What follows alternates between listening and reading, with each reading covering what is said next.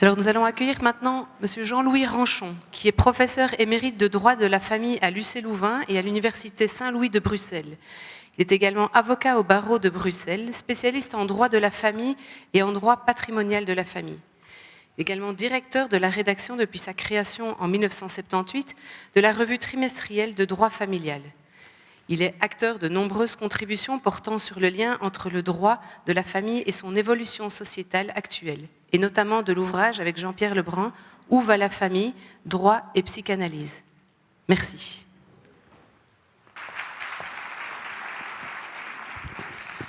Bonjour à toutes et tous.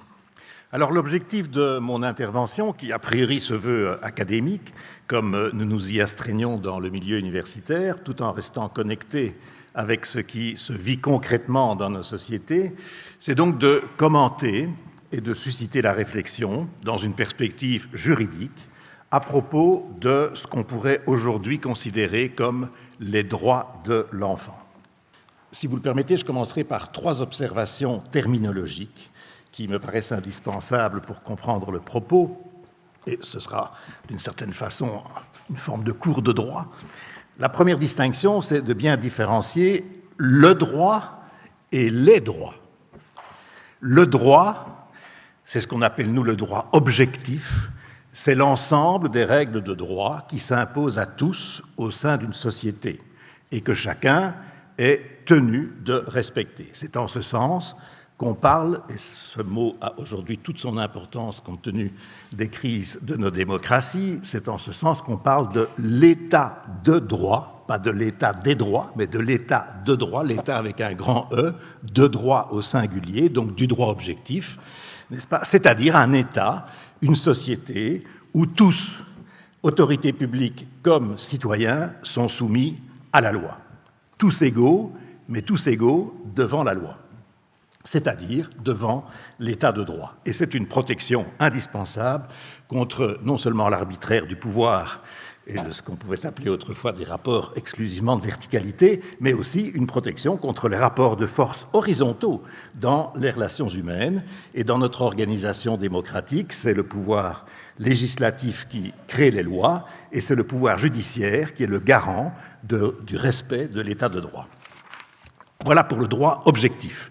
D'un autre côté, il y a les droits subjectifs, donc les droits que nous appelons dans notre jargon les droits subjectifs, c'est-à-dire les droits dont chacun de nous sommes susceptibles d'être titulaires, et c'est en ce sens qu'on parle de sujets de droit, puisque les sujets sont titulaires de droits avec S.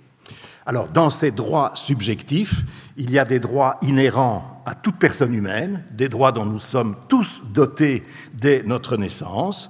C'est ce qu'on appelle souvent, on avait appelé cela les droits de l'homme, mais pour faire une perspective non genrée, on les appelle maintenant les droits fondamentaux ou les droits humains. Et puis il y a des droits potentiels, c'est-à-dire des droits que malheureusement, compte tenu des inégalités qui subsistent dans nos sociétés, tout le monde ne sera pas un jour titulaire, mais des droits qu'on est susceptible, n'est-ce pas, d'acquérir ou de construire, comme la propriété d'un logement, comme devenir actionnaire d'une société, comme recueillir une succession.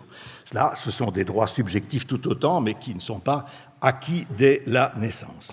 Et c'est le droit objectif qui organise les droits subjectifs, mais qui aussi leur met leurs limites. Et c'est en ce sens qu'il est indispensable de revenir en permanence à cette notion d'état de droit. Alors, les enfants sont tout autant, depuis la Révolution française, sont tout autant titulaires que les adultes de l'ensemble de ces droits subjectifs. Ce n'est donc pas cela les droits de l'enfant, parce que les droits dont nous sommes tous titulaires peuvent tout autant appartenir aux enfants, que ce soit les droits fondamentaux, les droits humains, ou les droits susceptibles d'être construits ou d'être acquis. Un enfant peut recueillir une succession, un enfant peut être propriétaire, et un enfant est titulaire de tous les droits fondamentaux, et notamment, n'est-ce pas, du droit à la vie. La différence, et c'est là évidemment que se trouve le statut différencié des adultes et des enfants, la différence, c'est que les enfants ne vont pas pouvoir exercer leurs droits. Ils ne sont donc pas, à la différence des adultes, ceux qui vont pouvoir les faire valoir, ceux qui pourront en revendiquer en quelque sorte le respect, parce que Eh bien, c'est ce qui justifie alors la deuxième distinction que j'estimais nécessaire de faire, parce qu'ils n'en sont pas encore capables. Alors, quand on dit capables, c'est pas au niveau mental, c'est pas au niveau psychique, même si c'est en lien avec leur incapacité en partie mentale ou psychique, mais ils ne sont pas encore capables juridiquement. Et donc, deuxième distinction à faire, c'est entre la capacité juridique et l'incapacité juridique. Alors donc que les enfants sont dotés de tous les droits des adultes, le droit objectif, le législateur, a confié aux adultes, pendant le temps de l'enfance, la responsabilité de l'exercice des droits d'un enfant. Et il a à cet égard, cela c'est dans toutes les conventions internationales, privilégié pour exercer les droits des enfants ses parents, qui sont les premiers titulaires, n'est-ce pas, et responsables de l'exercice de ces droits. C'est ce qu'on appelle en termes juridiques le temps de la minorité. Alors le terme, évidemment aujourd'hui avec le recul, peut paraître désuet, mais la minorité, c'est la période qui s'étale en principe jusqu'à 18 ans, jusqu'à la majorité, n'est-ce pas? C'est la période au cours de laquelle les enfants, a priori, sont encore privés de la possibilité d'exercer eux-mêmes leurs droits. Et ils sont dès lors représentés par leurs parents. Dans le monde de l'enseignement, vous le savez parfaitement, puisque ce sont jusqu'à 18 ans les parents qui signent tous les documents au nom de l'enfant, à la fois en leur nom à eux, mais aussi au nom de l'enfant, et notamment l'inscription de l'enfant dans une école ou l'inscription à des activités parascolaires. Il y a cependant, et ça fait partie évidemment de l'évolution de notre société, des exceptions qui augmentent par rapport à cette notion de l'incapacité juridique des enfants jusqu'à l'âge de 18 ans. Le législateur organise progressivement un certain nombre d'exceptions. Alors, il y en a de deux types, encore une fois, excusez-moi si cet exposé peut paraître en partie très juridique, mais il y en a de deux types, mais ça permet aussi de comprendre ce qui se passe dans notre société. Il y en a de deux types. Je dirais, le premier type d'exception qui n'est pas, comment dirais-je, le plus marquant, parce que à ce moment-là, l'enfant n'acquiert pas encore la capacité juridique. Mais la première exception, c'est celle où l'enfant doit aussi exprimer son consentement à une décision qui reste prise par les parents. Alors, on module son incapacité puisqu'il doit aussi intervenir, n'est-ce pas, dans la décision qui va être prise, mais il ne la prend pas tout seul, et c'est une décision, une codécision, en quelque sorte, entre lui et ses parents. Par exemple, je ne peux pas donner tous les exemples, mais aujourd'hui, en Belgique, à partir de 12 ans, si un enfant est adopté, eh bien, il devra consentir à son adoption. Mais ce n'est pas lui qui prend la décision de l'adoption, mais il devra marquer son consentement à cette adoption. Et puis, il y a la deuxième exception.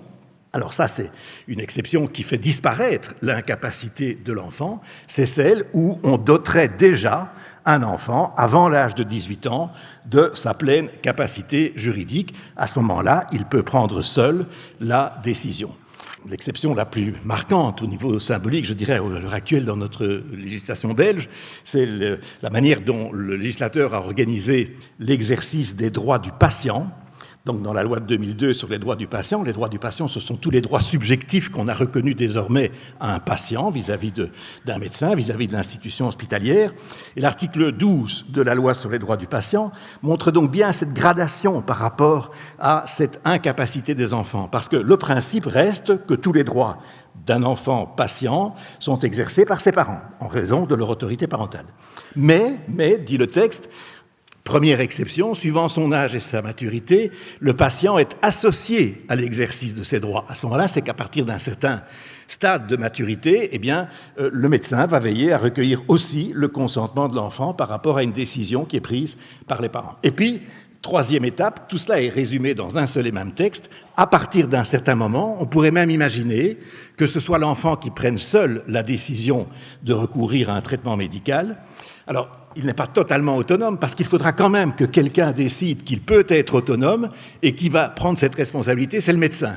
Parce que les droits du patient peuvent être exercés de manière autonome par un enfant mineur lorsqu'il est estimé apte à apprécier raisonnablement ses intérêts. Alors, ce n'est pas de plein droit, puisqu'il faudra nécessairement qu'un médecin lui confère en quelque sorte cette capacité juridique, d'où la responsabilité d'ailleurs particulière que le législateur a fait peser sur le monde médical, puisque c'est une capacité qui va lui être conférée non plus par ses parents, mais par le médecin. Voilà pour cette deuxième distinction entre capacité et incapacité. Cela va avoir évidemment une incidence sur la compréhension de la Convention relative aux droits de l'enfant. Troisième distinction que j'estimais nécessaire de faire, qui celle-là n'est pas strictement juridique, mais qui, à mon avis, est importante, notamment par rapport à cette notion d'état de droit, c'est la distinction entre le droit objectif, l'état de droit, et ce que j'appellerais les idéologies. Alors les idéologies, n'est-ce pas, je le prends ici dans un sens, on n'est pas toujours d'accord, Jean-Pierre et moi, sur le sens de ce terme, mais je prends la définition du dictionnaire. Une idéologie, c'est un système d'idées. C'est un mouvement d'idées, des idées philosophiques, des idées morales, des idées politiques, dans lesquelles, évidemment, il y a lieu d'inclure les croyances, les convictions, les conceptions. Alors, les idéologies, heureusement, ne sont pas le droit.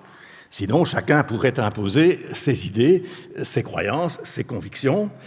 Bon, certaines d'entre elles, bien sûr, il n'y a pratiquement pas de règle de droit qui n'est pas fondée au départ sur une idée, sur une idéologie, sur une conception. Donc les règles de droit sont inspirées, évidemment, par des idées.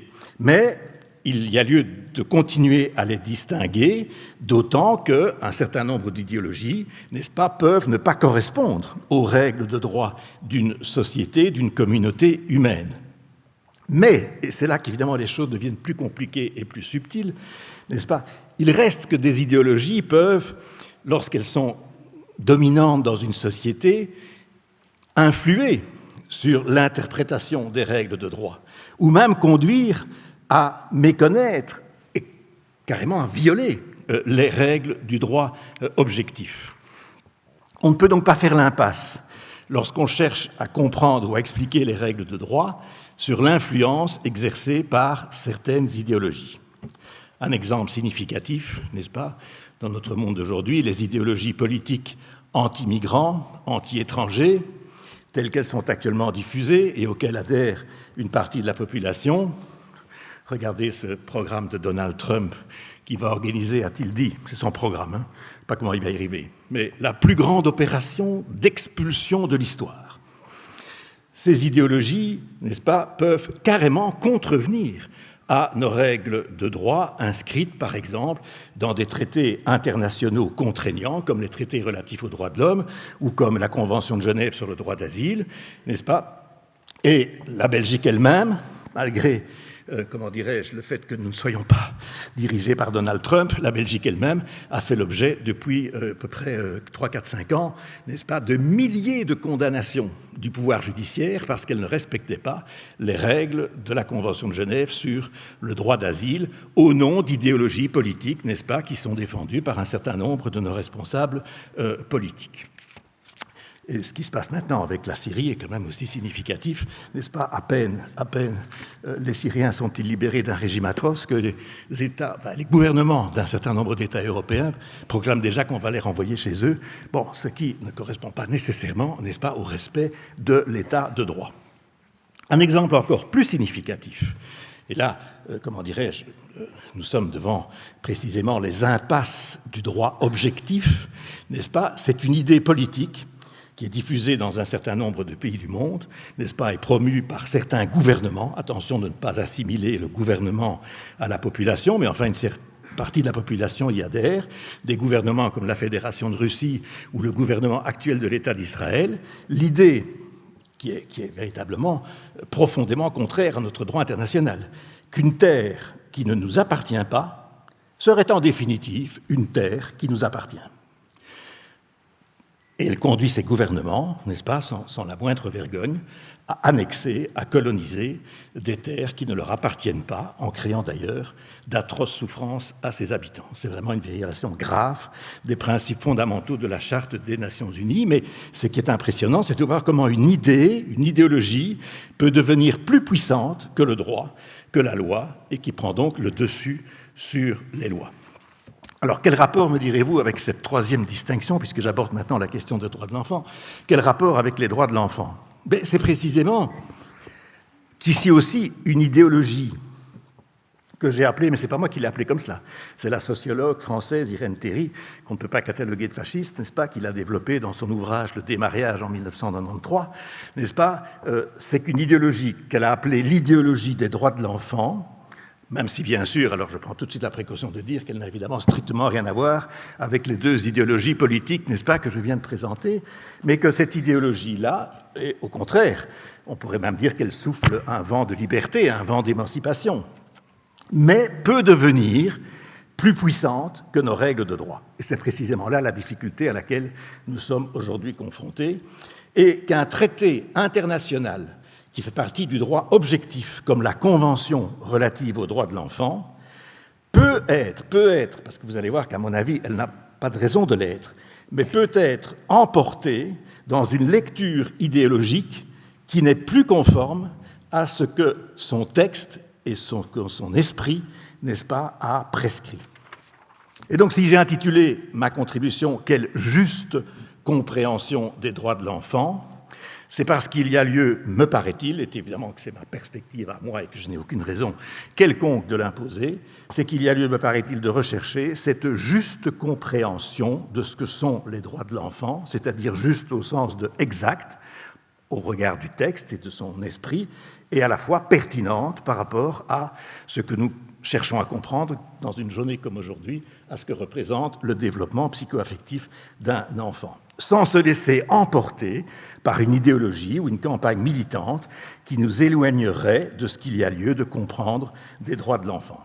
Car qu'entend-on aujourd'hui par les droits de l'enfant? Ce ne sont donc pas les droits dont je vous ai parlé tout à l'heure, dont, n'est-ce pas, les enfants sont titulaires comme les adultes, n'est-ce pas? Lorsque l'on parle des droits de l'enfant dans la Convention relative aux droits de l'enfant, même si on s'inspire en partie des droits des adultes, mais ce qu'on entend par droits de l'enfant, ce sont des droits dont les enfants sont spécifiquement titulaires, qui leur sont propres, qui sont liés à la spécificité de l'enfance.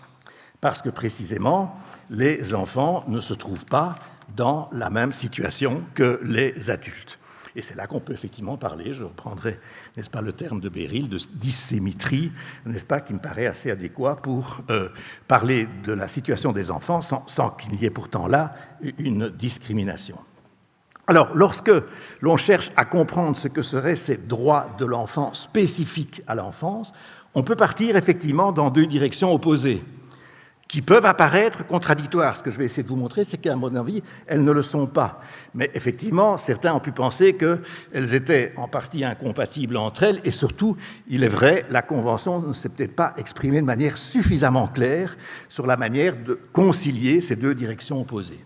Car la première direction, c'est la perspective la plus classique. Je ne veux pas dire qu'elle correspond à la perspective que Serge Dupont a évoquée tout à l'heure, mais c'est au contraire celle qui avait été déjà promue dans les deux textes antérieurs à la Convention relative aux droits de l'enfant. Là, je vais en profiter pour faire un tout petit aparté juridique.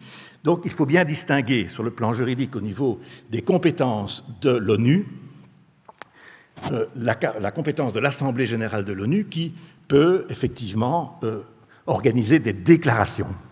Le terme déclaration, quand vous vous trouvez en présence d'une déclaration de l'Assemblée générale de l'ONU, qui emploie parfois aussi le terme de résolution, n'est-ce pas? La grande différence avec un texte juridique proprement dit, c'est que malheureusement, l'Assemblée générale de l'ONU n'a aucune compétence législative. Elle ne peut rien imposer du tout. Elle n'a aucun pouvoir, n'est-ce pas, d'imposer aux États du monde quoi que ce soit. Mais c'est une importance symbolique parce que l'ONU, c'est l'ONU et il est garant a priori des règles du droit international, n'est-ce pas? Et vous avez, par exemple, des déclarations comme celles qui viennent d'être adoptées compte tenu des deux conflits récents en Ukraine et en Israël. L'Assemblée générale de l'ONU a des très vastes majorités à adopter des déclarations qui obligent la Russie à se retirer de l'Ukraine, qui obligent l'État d'Israël à se retirer de la Cisjordanie, en leur laissant d'ailleurs un délai de, comme vous le savez sans doute, de 12 mois. Mais c'est une déclaration purement symbolique parce qu'à l'origine, et c'est la grande faiblesse de l'ONU, à l'origine, les grands États du monde, ceux qui avaient gagné la guerre, les 5 États que vous connaissez, se sont réservés tous les pouvoirs et n'ont pas voulu qu'un ensemble d'États du monde puisse prendre par eux-mêmes, n'est-ce pas, des résolutions contraignantes. Il n'y a que le Conseil de sécurité de l'ONU où les 5 grands du monde ont un droit de veto, ce qui empêche pratiquement aujourd'hui de prendre n'importe quelle décision contraignante, n'est-ce pas? Et seul le Conseil de sécurité est habilité à prendre des résolutions contraignantes. Par contre, l'Assemblée générale de l'ONU peut travailler à élaborer un texte qui pourrait devenir un texte contraignant si les États, qui revendiquent toujours leur souveraineté, acceptent de le ratifier. Et c'est cela qui explique la différence de statut entre une déclaration, n'est-ce pas, comme celles qui ont existé d'ailleurs à propos des droits de l'enfant, et une convention, puisque le dernier texte de 89 s'appelle « Convention relative aux droits de l'enfant », c'est qu'à ce moment-là, l'Assemblée générale de l'ONU dit « je mets en place un texte, je ne sais pas l'imposer, mais si les États acceptent de le ratifier, c'est-à-dire exerçant leur souveraineté, acceptent avec leurs parlements respectifs nationaux de l'adopter eux-mêmes, à ce moment-là, ce texte deviendra contraignant. » Alors, pour ce qui concerne les droits de l'enfant, il y a d'abord eu deux déclarations qui n'avaient donc aucune force contraignante, mais qui ne sont pas à négliger parce qu'elles avaient déjà une force symbolique. Et il se fait que nous fêtons aujourd'hui, enfin pratiquement, le 100e anniversaire de la première déclaration relative aux droits de l'enfant, qu'on appelle la Déclaration de Genève, parce qu'elle avait été signée à Genève le 26 septembre 1924, et qui a été suivie d'une deuxième déclaration qui a été adoptée de nouveau par l'Assemblée générale le 20 novembre 1959. Et la perspective de ces deux déclarations était, je dirais, conforme à la perspective classique que j'ai évoquée tout à l'heure, c'est-à-dire qu'elle organisait les droits spécifiques des enfants liés à un état de développement personnel, physique et psychique inachevé, n'est-ce pas, et qui définissait donc les droits de l'enfant dans une perspective de protection qui tient compte de cet état, n'est-ce pas, d'inachèvement de leur personnalité, de leur développement psychique. Donc ce sont des droits à vocation de protection. Cela, c'est la première perspective, c'est de protéger les enfants, et en ce sens-là, ce sont des droits spécifiques, puisqu'il n'est pas nécessaire, a-t-il pas, quand on considérait de protéger les adultes comme il est nécessaire de protéger les enfants. Et voyons bien que, n'est-ce pas, dans cette perspective-là, protéger, alors il y a une protection qu'on pourrait appeler négative, c'est-à-dire protéger contre les abus, n'est-ce pas, liés à la vulnérabilité de l'enfant. Mais ce qui est intéressant, c'est que dans l'idée de protection, il y a aussi précisément, et ça rejoint tout à fait le thème de notre journée d'études, n'est-ce pas, dans cette idée de protection, il y a l'accompagnement positif des enfants dans le travail. Alors le texte emploie le mot de se développer, mais nous pourrions dire effectivement, c'est exactement la même chose que grandir, n'est-ce pas, dans le travail de grandir. Si on prend le principe, n'est-ce pas, 9 de la déclaration de 1959, donc du texte qui n'était pas encore obligatoire, pour vous donner un exemple de ce que c'est qu'une protection contre, l'enfant doit être protégé contre toute forme de négligence, de cruauté et d'exploitation. Il ne doit pas être admis à l'emploi avant d'avoir atteint un âge minimum approprié. Mais vous avez aussi des principes, n'est-ce pas, qui dans cette déclaration, et vous allez voir pourquoi je fais encore référence à cette déclaration, même si elle est aujourd'hui dépassée, mais parce que vous avez des principes, n'est-ce pas, que j'inscris dans la seconde perspective de la protection des enfants. Principe 2, l'enfant doit bénéficier d'une protection spéciale et se voir accorder des possibilités et des facilités par l'effet de la loi et par d'autres moyens afin d'être en mesure de se développer d'une façon saine et normale sur le plan physique, intellectuel, moral, spirituel et social dans des conditions de liberté et de dignité. Et le principe 10, qui reprenait lui-même déjà un principe qui était inscrit dans la première déclaration, quand on relit cela avec le recul, on s'est dit qu'on est peut-être maintenant en partie éloigné de cet objectif-là. L'enfant doit être élevé dans le sentiment qu'il lui appartient de consacrer son énergie et ses talents au service de ses semblables. Et la déclaration de 1924 disait encore plus explicitement au service de ses frères. Ça, c'est ce que j'appelle la perspective, n'est-ce pas, positive de ce que c'est que la protection spéciale qu'il y a lieu d'accorder à un enfant. Si j'en parle un peu longuement, je dois abréger évidemment, mais si j'en parle, c'est parce que lorsqu'en 1989, puisqu'aujourd'hui c'est le texte, n'est-ce pas, qui fait force de loi, lorsqu'en 1989, l'Assemblée générale de l'ONU adopte donc une convention, et le terme convention en droit international veut dire un traité signé entre les États, une convention relative aux droits de l'enfant, destinée donc à être un traité, c'est-à-dire qui va engager les États, qui va faire naître des obligations pour les États. Eh bien, l'esprit général, n'est-ce pas, de la plupart des dispositions de cette convention s'inscrit dans la continuité des déclarations de 24 et 59. L'enfant doit être protégé. il faut relire, parce que c'est précisément là que, n'est-ce pas, il y a distingué le droit et peut-être l'idéologie. N'est-ce pas, il faut relire le préambule de cette convention. Il ne faut pas seulement lire un texte avec les dispositions proprement dites. Le préambule, c'est ce qui explique l'état d'esprit, n'est-ce pas, du texte, comment il faut le comprendre, comment il faut l'interpréter. Et si vous relisez ce préambule de la Convention de 1989, je vous en lis certains paragraphes, convaincu que la famille, unité fondamentale de la société et milieu naturel pour la croissance et le bien-être de tous ses membres, et en particulier des enfants, doit recevoir la protection et l'assistance dont elle a besoin pour pouvoir jouer pleinement son rôle dans la communauté. Ayant à l'esprit que la nécessité d'accorder une protection spéciale à l'enfant a été énoncée dans la déclaration de 1924 et dans la déclaration de 1959. Donc, cette convention doit être lue, comprise dans la foulée, dans le prolongement des déclarations de 24 et de 59. Ayant à l'esprit, comme indiqué dans la Déclaration des droits de l'enfant, que l'enfant, en raison de son manque de maturité physique et intellectuelle, a besoin d'une protection spéciale et de soins spéciaux, notamment d'une protection juridique appropriée, avant comme après la naissance. Et enfin, parce que c'est une convention adoptée au sein de l'ONU, donc cela prend en compte l'ensemble des États du monde, et particulièrement des États qui, à la différence des États occidentaux, sont dans des conditions de développement radicalement différentes, n'est-ce pas? Reconnaissant qu'il y a donc dans tous les pays du monde des enfants qui vivent dans des conditions particulièrement difficiles et qu'il est nécessaire d'accorder à ces enfants une attention particulière, sont convenus ce qui suit. Donc ce préambule fait intégralement partie du texte de la Convention. Et effectivement, on retrouve, n'est-ce pas, dans la Convention, une très grande majorité de dispositions qui s'inscrivent dans cette perspective que j'appelle classique de la protection des enfants. Vous avez par exemple, n'est-ce pas, l'article 3, qui dit que, comment dirais-je, les États doivent assurer la protection des enfants conformément, n'est-ce pas, aux normes qui sont fixées dans la Convention. Vous avez, je vous donne deux exemples un peu différents, n'est-ce pas, de droits de l'enfant qui sont donc des droits à bénéficier d'une protection particulière, mais je choisis expressément donc, parce qu'on va jusqu'à l'article 40, il y a énormément de textes là-dedans. Je prends par exemple les articles 33 et 34, qui peuvent particulièrement être relus aujourd'hui. Article 33, les États doivent prendre toutes les mesures appropriées pour protéger les enfants contre l'usage illicite de stupéfiants et de substances psychotropes et pour empêcher que des enfants ne soient utilisés pour la production et le trafic illicite de ces substances.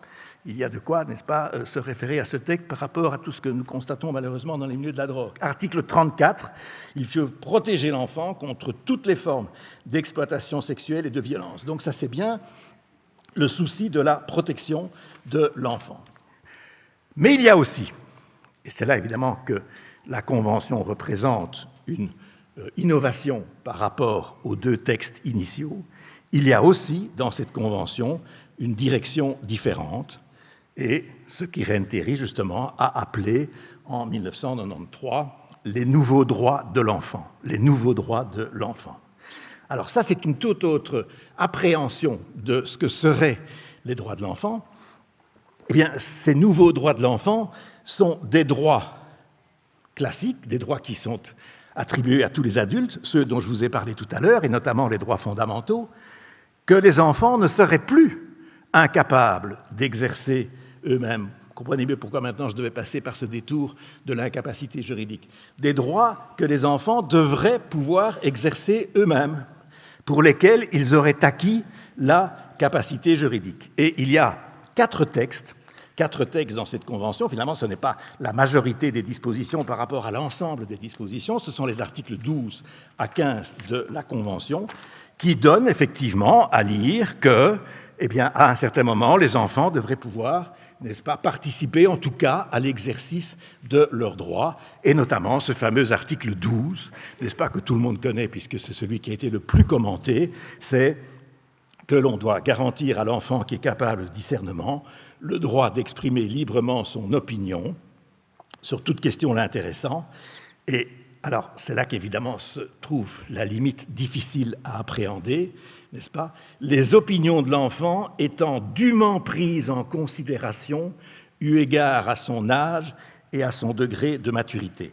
Et puis les articles 13, 14 et 15, n'est-ce pas, consacrent le droit de l'enfant à la liberté d'expression, à la liberté de pensée, de conscience et de religion, et à la liberté d'association et de réunion pacifique. Donc des droits fondamentaux, n'est-ce pas, qui existent dans toutes les autres conventions relatives aux droits de l'homme, mais que les enfants, n'est-ce pas, pourraient, mais vous allez voir que c'est plus nuancé, pourraient exercer désormais eux-mêmes.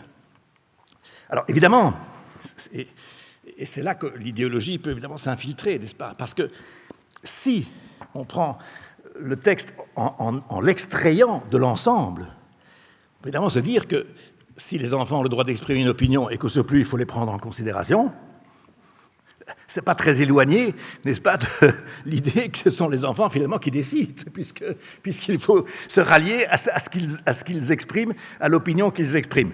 Bon, alors le texte ne le dit pas, mais on peut vraiment comprendre que là il y a quelque chose qui s'est infiltré, qui est difficile dont il est difficile de déterminer les limites. Or, précisément, parce que finalement, ce serait sortir de l'autorité parentale.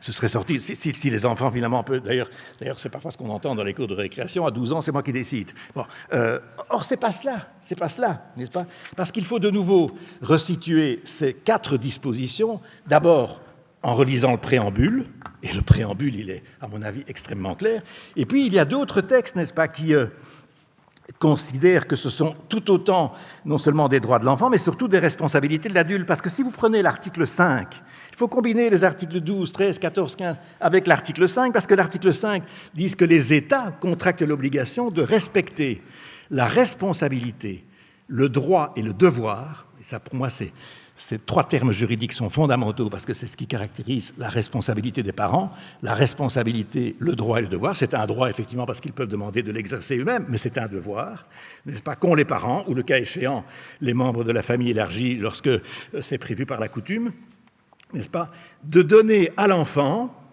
d'une manière qui corresponde au développement de ses capacités, l'orientation et les conseils appropriés à l'exercice des droits que lui reconnaît la présente convention. Donc ce n'est pas du tout la disparition de l'autorité parentale et de la responsabilité des parents. Ce n'est pas un enfant devenu pleinement, n'est-ce pas, autonome. Ce sont les parents qui, d'une certaine façon, le conduisent vers l'exercice de ses droits. Et pour prendre d'autres textes, notamment le droit de l'enfant d'être élevé par ses parents. Élevé, ça veut nous dire qu'ils ont même le droit eux-mêmes, n'est-ce pas, de pouvoir être, en quelque sorte, de pouvoir bénéficier de la responsabilité du droit et du devoir de ses parents. Et puis, en ce qui concerne la liberté de religion, qui est donc l'article 14, le texte prévoit précisément que les États parties respectent le droit et le devoir des parents, n'est-ce pas, des représentants de l'ego de l'enfant, de guider celui-ci dans l'exercice de sa liberté de pensée, de conscience et de religion. De telle façon que, à mes yeux, et je reprends maintenant mes notes parce que je voulais vous lire ces passages, n'est-ce pas, de la Convention, parce que j'essaie quand même de vous présenter une lecture que j'espère objective, n'est-ce pas, de la Convention, de telle sorte que, à mes yeux, eh bien, le texte est particulièrement équilibré. Mais il reste effectivement que c'est sur ces 4 textes, ce que Irène Théry avait appelé les nouveaux droits de l'enfant, qu'on a pu greffer, alors là, c'est mon interprétation, elle est discutable et on peut la discuter, une nouvelle lecture idéologique des droits de l'enfant. Et à l'époque, Irène Théry, n'est-ce pas, avait été particulièrement sévère par rapport à la lecture idéologique des droits de l'enfant, parce qu'elle écrivait telle quelle, je vous lis ce qu'elle écrivait. Le texte a été glorifié comme un événement historique, une révolution mentale, une approche totalement nouvelle de l'enfant, car ces dispositions des articles 12 à 15 seraient devenues la clé de voûte d'une libération de l'enfant. Libération de quoi? Ça rejoint ce que nous disions tout à l'heure. Libération des enfants de l'oppression des adultes qui exercent sur eux un pouvoir illégitime. Alors, ce que je dis là, n'est-ce pas, c'est Irène Théry qui le mettait déjà en évidence en 1993, et c'est ce qui nous pose aujourd'hui question, et c'est précisément comment peut-on, n'est-ce pas, trouver un juste équilibre par rapport à ces nouveaux droits de l'enfant. En quelque sorte, de la même manière qu'il fallait libérer les femmes de l'autorité maritale, n'est-ce pas, et je rejoins ce que Jean-Pierre a dit tout à l'heure, il faudrait désormais libérer les enfants de l'autorité parentale. Les enfants, et j'ai essayé d'écrire ma phrase de manière nuancée, les enfants ont en eux-mêmes les ressources, les potentialités, oui, ça c'est vrai, mais pour leur permettre de décider eux-mêmes, et ça, c'est assurément discutable. Libre, et le mot a été lâché, libre en d'autres termes de s'autodéterminer, mais en réalité, alors, à vrai dire, livrés à eux-mêmes.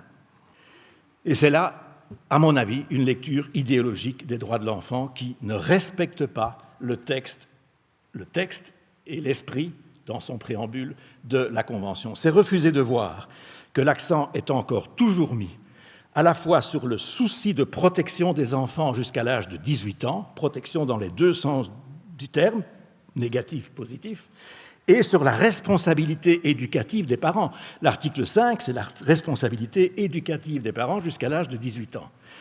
Par contre, et c'est tout autant vrai, il y a aussi à retenir dans la Convention, à la différence des deux premières déclarations, qu'un accent a été mis sur le souci du respect d'une progressive autonomie des enfants et sur l'importance d'écouter les enfants. Mais c'est là d'abord, selon le texte de la Convention, la responsabilité de ses parents. C'est eux qui ont la responsabilité de le conduire vers l'autonomie et d'écouter leurs enfants, n'est-ce pas, dans le cadre des droits et des devoirs de l'autorité parentale. Tant et si bien que c'est précisément une compréhension équilibrée des droits de l'enfant qui me paraît, pour reprendre le terme que j'ai utilisé tout à l'heure, la plus juste, la plus exacte. Équilibre entre protection et autonomie. Et on est bien d'accord que cet équilibre est sans cesse à adapter en fonction, au fur et à mesure que l'enfant grandit, de sa maturité, n'est-ce pas, physique et psychologique. Car éduquer, finalement, et donc en ce sens-là, le texte de la Convention rejoint une conception tout autant équilibrée de l'éducation. Éduquer, c'est conduire progressivement à l'autonomie et au sens des responsabilités, mais tout en continuant à encadrer et protéger jusqu'à l'âge de la majorité. Et c'est ça, une des dimensions de la responsabilité, des devoirs, dit la Convention, des parents, de donner eux-mêmes à leur enfant la possibilité de s'exprimer, de donner eux-mêmes à leur enfant de plus en plus d'autonomie, mais cette autonomie de l'enfant et de l'adolescent, ils la reçoivent. Ils ne l'apprennent pas tout seuls, comme s'ils étaient tout seuls. N'est-ce pas ? L'autodétermination de l'enfant, c'est peut-être devenu une idéologie, mais ce que je voulais en tout cas dire, et je laisse les psys, n'est-ce pas, en parler mieux que moi, ce n'est en tout cas pas, au contraire, me paraît-il, dans la lecture que j'en fais, ce que dit la Convention relative aux droits de l'enfant. Je termine presque en faisant état de ce que je peux observer, notamment de mes petits-enfants, puisqu'à l'âge où on est grands-parents, on est encore mieux placé pour voir comment un enfant grandit. Et quand j'ai vu l'autre jour mon fils et ma belle-fille, avec leur petite fille de 3 ans, lui apprendre à traverser la rue, ce n'était pas l'avenue Louise, hein, à traverser elle-même la rue. Bon, mais ils étaient à côté d'elle, ils étaient derrière elle, n'est-ce pas ? Et lui dire, tu regardes à gauche, à droite, et puis tu regardes si tu peux traverser. J'ai un peu d'émotion en disant cela parce que j'étais assez fier de mon fils et de ma belle-fille, parce que, quelque part, il lui apprenait déjà l'autonomie, c'est-à-dire de trouver par elle-même le moment où on peut traverser. Mais en même temps, ils étaient évidemment derrière, et si un incident était survenu, ils auraient immédiatement arrêté l'enfant, ils lui auraient repris la main. C'est cela la responsabilité parentale.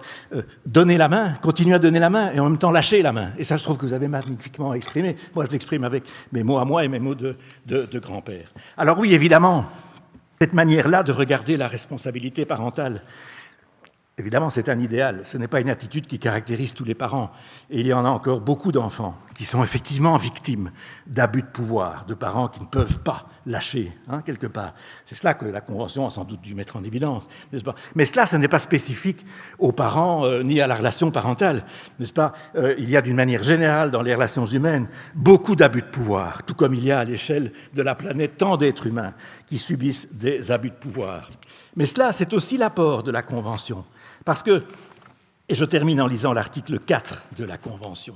L'article 4, c'est dans ce sens-là que c'est un traité qui engage les États. L'article 4 dit que les parties s'engagent à prendre toutes les mesures législatives, administratives et autres qui sont nécessaires pour mettre en œuvre les droits reconnus dans la présente Convention. La Convention relative aux droits de l'enfant, c'est donc d'abord un texte à destination des adultes. C'est un texte à destination des autorités publiques. C'est un texte à destination de toutes les personnes responsables des enfants.